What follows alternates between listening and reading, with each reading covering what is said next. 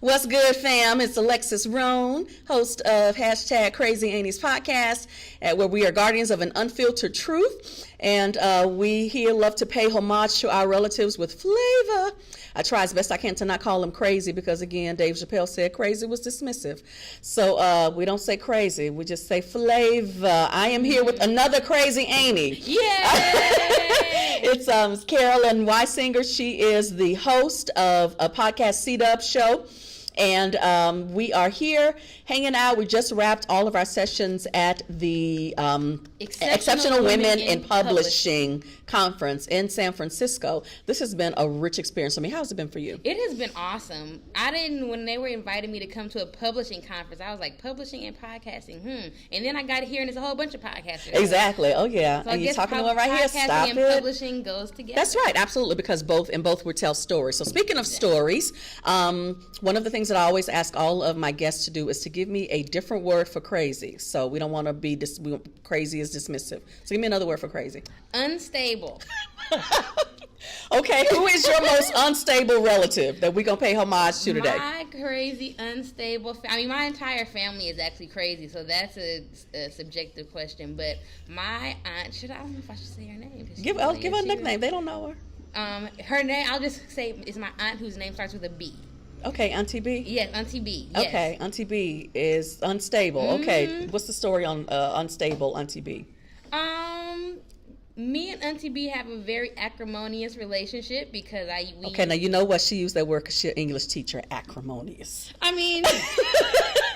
Yeah, you could say, we don't get along. I love it. That ain't right. That ain't the way you're supposed to be talking about your aunties in public. Okay, well, look. They should have did better. I mean, it's a long story. Okay. That we can't get into here because it'll take years and years. Okay. But, they have a history of being just crazy in general, but our relationship is very acrimonious and unstable. Yeah. That's all I'm going to say about that. Okay, and what is the most unstable advice you've received? The most unstable advice was the last time that we actually talked to each other, She told me, good luck with life, Carolyn. It was supposed to be more of a curse, good luck with that. Bless her heart. And I have been blessed and highly favored ever since. So anybody who follows me in Facebook land, every once in a while when I post something great, I'll hashtag it, good luck with life, Carolyn. That's my shout out to her, I'm blessed. Bless her heart. Now, how old were you? How long ago was this advice? That was 5 years ago. That's when I was 34. You've been living that charmed life ever since. Praise the Lord. What she thought was a curse was a blessing. Yes, what she thought was meant for evil was for my good. For your good. I love it. Okay, now talk to me about the C-Dubb Show. What's the premise of the C-Dubb Show? The C-Dubb Show is us covering whatever is trending topics in social media, pop culture, politics from a very petty and queer perspective. It's very educational. We will tell you stuff you didn't know that you wanted to know. We will definitely give you a good breakdown, a good concise breakdown, but it's going to be petty. And petty. It's going to be humorous. You know what? I love that. I absolutely love it. It's a petty... Okay, we're going to think of it petty. An episode of The Read, for those of you who listen to The Read, mixed with an episode of Drunk History, if you ever watch Drunk History, mixed with just you being at your table with your crazy cousins. That's it. Oh, that's it. You know what? All of that. I'm going to have to definitely check y'all out. We need more crazy aunties on the show. We most definitely need more crazy aunties in the world. Because they're a little bit too young for me. They get mad because they say I'm ageist because I always tell them what they don't know because they so young. But you know what? But I think that's the thing. One of the topics that one of the reasons why I started Crazy Aunties podcast is because I felt like the older women who do not have children, but we have advice that we like to pass on, and we're going to pass it on not as like your virginous, holy mother. We're going to pass it on as exactly, whether you want it or not, and in a way that hey, they're going to leave oh, she crazy. Yeah. Okay, but you ain't going to call us liars. No. You'll never call me a liar. You might not like it, but it's not going to be a lie. Yeah, it's most definitely not a lie. Yeah, and so we have this, so we are important, and I think that even more so to the young people who, go through life getting advice from their own, their own peer group. What's the Yes. role of the crazy aunties in helping them to see the world like it really is? I mean, I think the world of the crazy auntie, especially those who may be unmarried and without children, is that we still, even if their parents is our same age group, we see life a little bit differently than their parents, because their parents are with you all the time. Yeah. Whereas somebody like myself, who is still out in sometimes the same world that you are in, just maybe an older set, can give you a different perspective that your parents wouldn't be able to. It's kind of we're a good middle between you and your parents. Yeah. So Yeah. I feel like the parents don't all the time want to tell the truth. I think the parents a lot of times are ashamed. They do, but you know what? One It's day like, when look, my nephew and my niece get to be old enough, and I'm gonna tell them stories about their mama, and they are not gonna believe it. She out here trying to act like she pure virginous and holy. No, you're not virginous and holy. You know what? Now, how old are they right now? They are 6 and 3. Yeah, okay. They need to have that. I'm the auntie that get in trouble with them in church, and we Instagramming in church and stuff. I'm not the crazy auntie. I'm the bad auntie. Oh, you know what? See, I don't believe that there's a bad auntie. I'm the bad auntie. You know what? Okay, well, see, what if y'all are on Instagram, like, posting the pastor's comments? Okay, we not.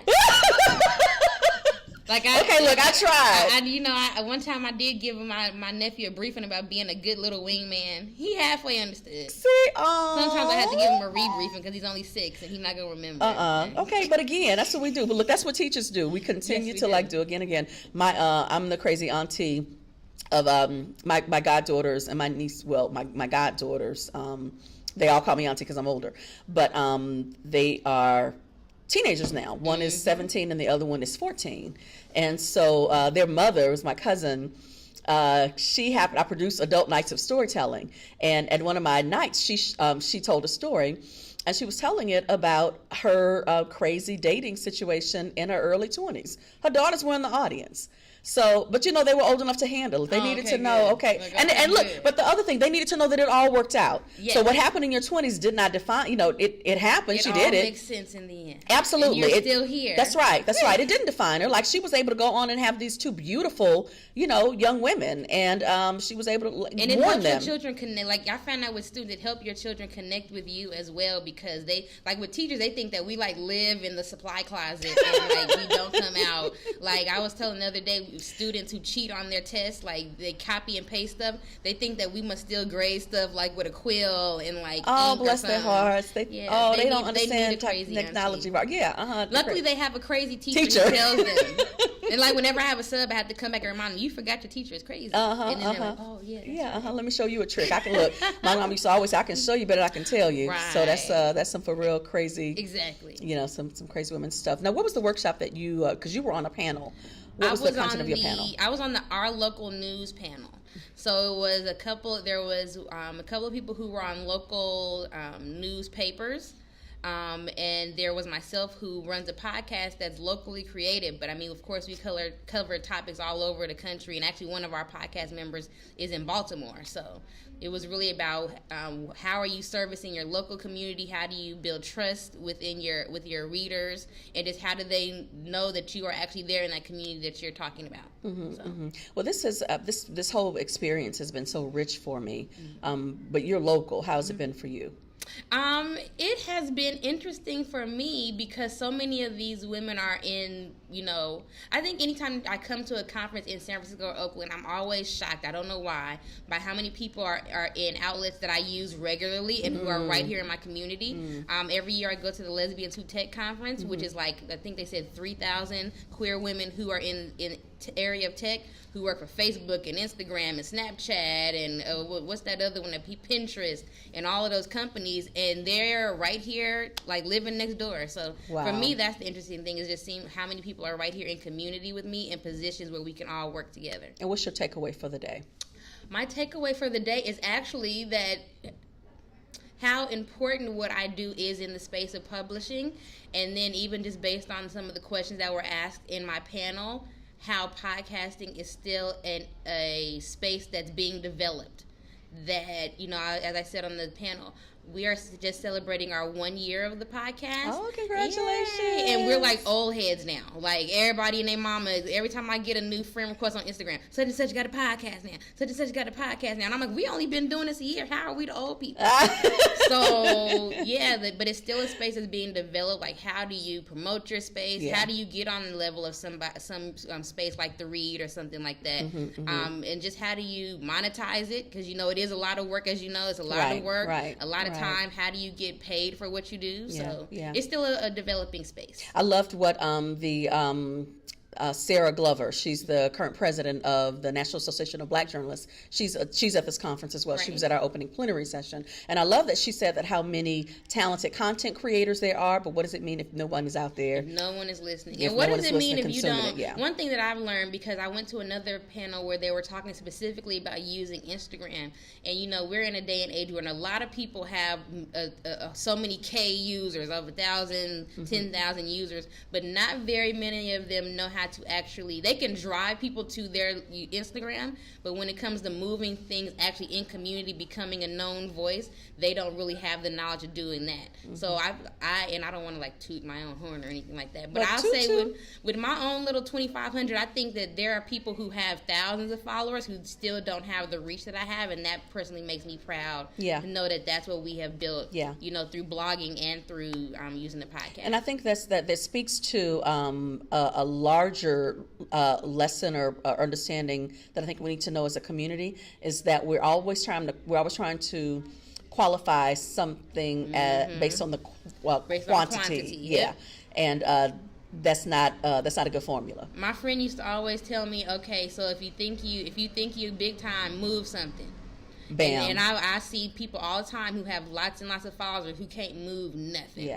So, you know, that helps me. I don't want to say validate, because I don't want to be validated on somebody else's failures. Right. But at the same time, it gives me a perspective of what I do and why it's important. That is awesome. Okay, well, listen, Carolyn and I actually started talking because she told me that she was trying to get to Phoenix. And I was like, well, who was bringing you? She was like, well, I got to reach, somebody reached out to me, and, you know, on and whatever. So I promise you I'm going to find you. When I find out more, I will let you know. And then I'll say, hey, I'm coming to Phoenix. At some point, I think, well, there's another reason why I might come to Phoenix soon that I'm not going to say on air. Okay, all right. Eventually, I'm going to be there. Okay. Oh, Carolyn, I am so excited that I got a chance to meet you, and thank you for joining me on #Crazy Aunties podcast. Check us out at AlexusRhone.com. I'm going to post Carolyn's C-Dubb Show information. I'm going to post it. Okay, so listen, let me tell you what we did. Okay, so when Aretha Franklin died, we was real sad, right? But we have 2 podcasts on our network. One is called the Say Something Nice podcast. The other one is called the C-Dubb Show. So what we did, we knew it was going to take 4 hours to talk about Aretha Franklin. So we did a crossover episode. One part that's on Say Something Nice, one part that's on the C-Dubb Show. Then, when they had that old long-ass 10-hour funeral... It just ended like 10 minutes ago. We decided, well, we had to get together because we like black folks. Black folks have a repast. We're going to do another episode. Right. A repast episode. So find that also on the Say Something Nice podcast. Listen to that and let me know what you all think. Awesome. Thank you so much, my friend. I'm so glad we met. Thank you. All right. All right.